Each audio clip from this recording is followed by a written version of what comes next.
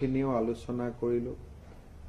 শিৱৰাজ সিং চৌহান ডাঙৰীয়াই আমাক মই সাক্ষাৎ কৰিলোঁ। তেওঁ নতুনকৈ 4 লাখ প্ৰধানমন্ত্ৰী আৱাস যোজনাৰ ঘৰ মঞ্জুৰি দিলে, প্ৰায় 5,000 কোটি টকা।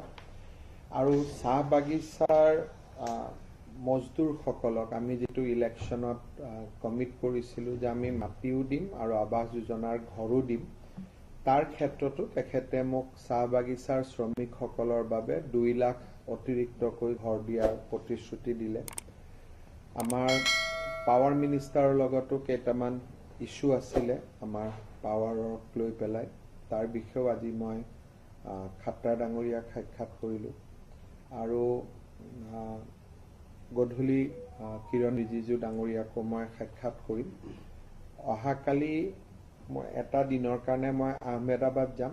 গুজৰাট চৰকাৰৰ লগত কেইটামান তেওঁলোকৰ ভাল ভাল কামৰ কেইটামান প্ৰেজেণ্টেশ্যন ল'ম আৰু আলোচনা কৰিম, আৰু পৰহি ৰাতিপুৱা গুৱাহাটীলৈকে উভতি যাম।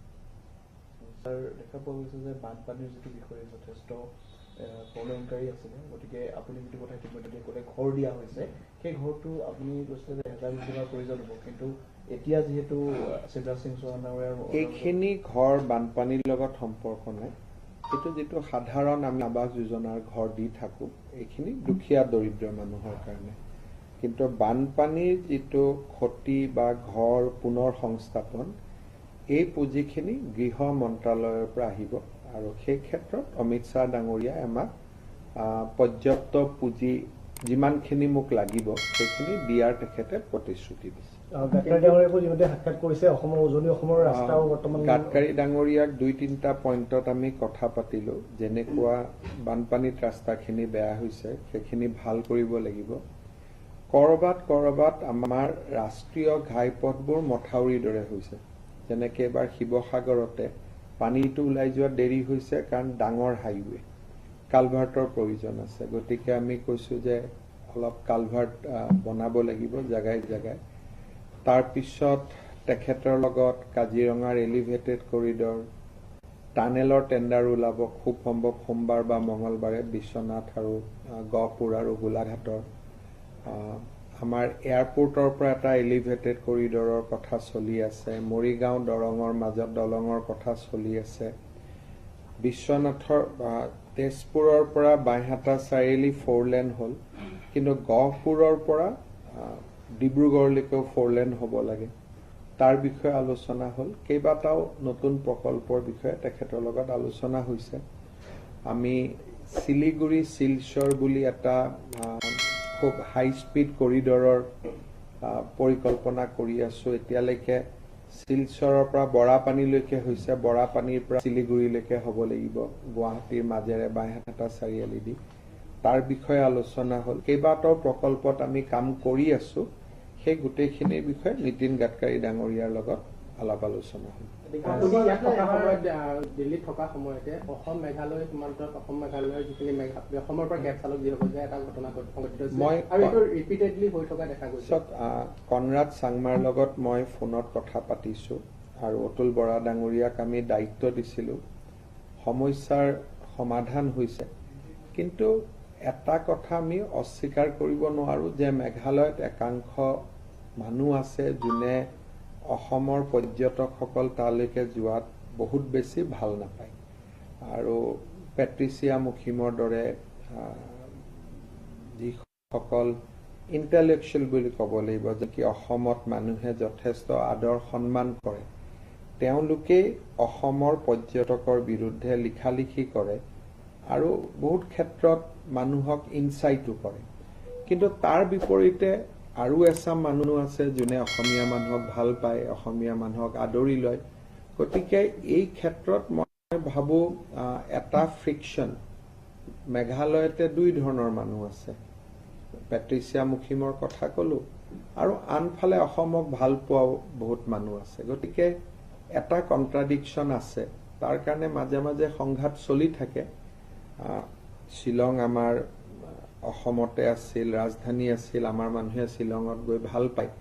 কিন্তু মই ভাবোঁ যে লাহে লাহে আমি পৰ্যটকৰ কাৰণে ডিফু, হাফলং, উমৰাংচু এই ধৰণৰ অসমৰ যিবিলাক বহুত ধুনীয়া জাগা এই স্থানবিলাকো আমি ডেভেলপ কৰিব লাগে আৰু আমাৰ যিসকলে পৰ্যটন খণ্ডত কাম কৰে তেওঁলোকে আমাৰ অসমৰ পৰ্যটন ক্ষেত্ৰখন আগবঢ়াই নিয়াৰ প্ৰচেষ্টা কৰিব লাগে।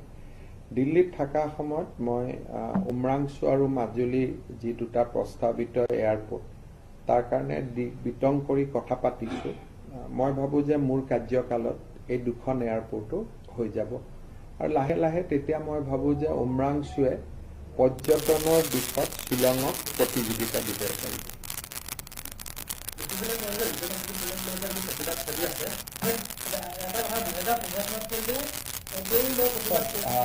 মানুহে বা যিসকলে প্ৰতিবাদ কৰি আছে তেওঁলোকে এইটো কথা বুজি পোৱা নাই যে কাজিৰঙাত বৰ্তমান কোনো ইক' চেঞ্চিটিভ জোন নায়েই।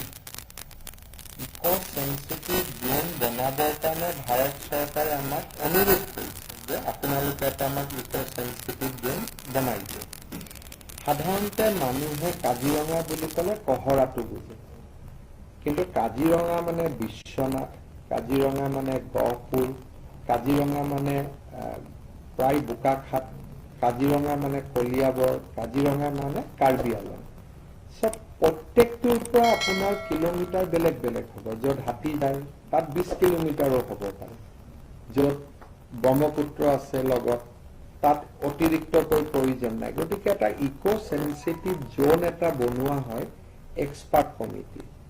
এক্সপাৰ্ট কমিটিয়ে ইক' চেঞ্চিটিভ জোন বনোৱাৰ পিছত আমি তাক ভাৰত চৰকাৰক পঠাওঁ। ভাৰত চৰকাৰে ডেৰাডুনৰ ৱাইল্ড লাইফ ইনষ্টিটিউটত পঠায়। তাৰ পিছত নেশ্যনেল ৱাইল্ড লাইফ বৰ্ডত বহি ভাৰতৰ বিখ্যাত প্ৰকৃতিবিদসকলে ESZ মঞ্জুৰি কৰে। অসমত 4-5টা ইক' চেঞ্চিটিভ জোন এতিয়ালৈকে হৈছে, যাৰ ভিতৰত একেবাৰে লেটেষ্ট দ্বীপৰ বিলটো হৈছে। গতিকে ইয়াতে ইক' চেঞ্চিটিভ জোন কমাই দিব। ইক' চেঞ্চিটিভ জোন বৰ্তমান নায়েই কাজিৰঙা। গতিকে যিবিলাক মানুহে তথ্য নাজানে অলাগতিয়াল বিতৰ্ক কৰে আৰু অলাগতিয়াল বিতৰ্ক কৰি বিষয়বিলাক সাধাৰণ মানুহবিলাকক তেওঁলোকে ভয়াত্মক কৰি তোলে।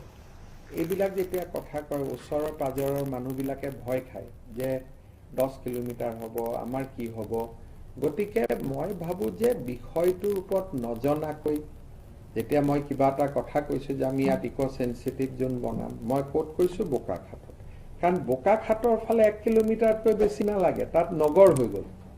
কিন্তু যদি কাৰ্বি আলঙৰ ফালে চাই তাত যিহেতু হাতী যায় তাত 10 কিলোমিটাৰ লাগিব পাৰে। মোৰ উত্তৰটো আছিল বোকাখাটত যে ESZ হ'লে আপোনালোকৰ 1 কিলোমিটাৰ, কাৰণ বোকাখাটৰ ফালেতো আপুনি ESZ বনাব নোৱাৰে।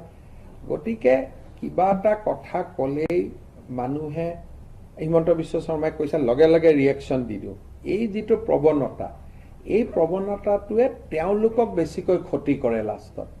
এতিয়া মানুহৰ মিছামিছি খং উঠাই লৈছে। কিন্তু কাজিৰঙাখনক ৰক্ষা কোনে কৰি আছে? কাজিৰঙাখনতো কংগ্ৰেছে শেষেই কৰি দিছিলে। য'ত গড়েই থাকিব দিয়া নাছিলে, গড় নোহোৱাকৈ কাজিৰঙা থাকিব পাৰে নেকি? আজি গৌৰৱ গগৈয়ে মনত ভাবিব লাগে যে তেওঁৰ যদি দেউতাক আৰু 5 বছৰ মুখ্যমন্ত্ৰী হৈ থাকিলেহেঁতেন অসমত এটাও গড় নাথাকিলেহেঁতেন। আৰু গড় নাথাকিলে কাজিৰঙাত ইক' চেঞ্চিটিভ জোনৰ প্ৰয়োজনীয়তা ক'ত আছিলে? ইক' চেঞ্চিটিভ জোন কিয় লাগে? গড়টিৰ কাৰণেহে লাগে। গড় আৰু হাতীয়ে যদি নাথাকে ইক' চেঞ্চিটিভ জোন ক'ৰ পৰা থাকিব? গতিকে মই ভাবোঁ যে কংগ্ৰেছে ৰাইজক ক্ষমা খোজা প্ৰয়োজন যে আমি কাজিৰঙা ৰক্ষা কৰিব পৰা নাছিলোঁ, বিজেপিয়ে আজি কাজিৰঙাখন ৰক্ষা কৰিছে। আৰু ESZ যেতিয়া আমি নটিফাই কৰিম তাত ড্ৰাফ্ট নটিফিকেশ্যন ওলাব, মানুহে প্ৰতিবাদ কৰিব পাৰিব, মানুহে কমপ্লেইন দিব পাৰিব, তাৰ এটা সম্পূৰ্ণ প্ৰক্ৰিয়া আছে। ESZ এটা মুখ্যমন্ত্ৰীয়ে বনাব নোৱাৰে নহয়, তাত বনাব, ড্ৰাফ্ট ওলাব, ক্লেইমছ অবজেকশ্যন হ'ব, প্ৰায় 60 ডেইজৰ ক্লেইমছ এণ্ড অবজেকশ্যন হয়। গতিকে একো নজনাকৈ বা নুবুজাকৈ যেতিয়া মানুহে এনেকুৱা কথা কৈ থাকে তেতিয়া মই ভাবোঁ মানুহৰ নিজৰে গুৰুত্ব নিজে নিজে কমি যায়। দেখা গৈছে বীৰ লাচিত এজন যুৱকৰ শিৱসাগৰত মৃত্যুক লৈ পেলাই এটা ৰহস্যজনক বুলি এটা আমি মেজিষ্ট্ৰেট ইনকুইছোঁ আৰু গুৱাহাটীৰ পৰা যি ফৰেনচিকৰ বিষয়া আৰু আমাৰ IGP এগৰাকীও গৈছে আৰু শিৱসাগৰ SP-য়ে নিজে বিষয়টো তদন্ত কৰি আছে। গতিকে পুলিচৰ তদন্তৰ সময়ত মই একো ক'ব খোজা নাই, কিন্তু আমি নিশ্চিতভাৱে তদন্ত কৰিম আৰু যদি হত্যা হয় স্বাভাৱিকভাৱে একশ্যন হ'ব। গতিকে কিন্তু এই মুহূৰ্তত ঘটনাটো কি বুলি ক'লে মোৰ ক'ব দিগদাৰ। SP-য়ে বিষয়টোৰ সম্পৰ্কত বেছি ভালকৈ ক'ব পাৰিব। বানপানীক লৈ এটা প্ৰশ্ন, যিহেতু এইবাৰ বানপানীটো অসমৰ পৰা আনএক্সপেক্টেড আছিলে, কাৰণ আগতে এনেকুৱা বানপানী হোৱা নাছিলে, গতিকে টেকনিকেলি চোৱা হৈছে নেকি যে কিহৰ কাৰণে হৈছে? কাৰণ বহুতে বিভিন্ন ধৰণৰ প্ৰশ্ন কৰিছে। অসমত বানপানী সদায় হয় এইবাৰ আৰু বানপানী হোৱাৰ পিছত তাৰ ওপৰত এতিয়া নেপালত আজি বানপানী হৈছে। এতিয়া এইটোতো ক্ৰিমিনেল একশ্যন নহয় যে তাত এটা CBI ইনকুৱাৰী হ'ব। গতিকে সাধাৰণভাৱে আমাৰ যিসকল পণ্ডিত তেওঁলোকে কৈছে যে মায়ানমাৰ, নাগালেণ্ড আৰু অসমত একেলগে বৰষুণ দিছিলে আৰু তাৰ কাৰণে বান পৰিস্থিতি সৃষ্টি হৈছিল।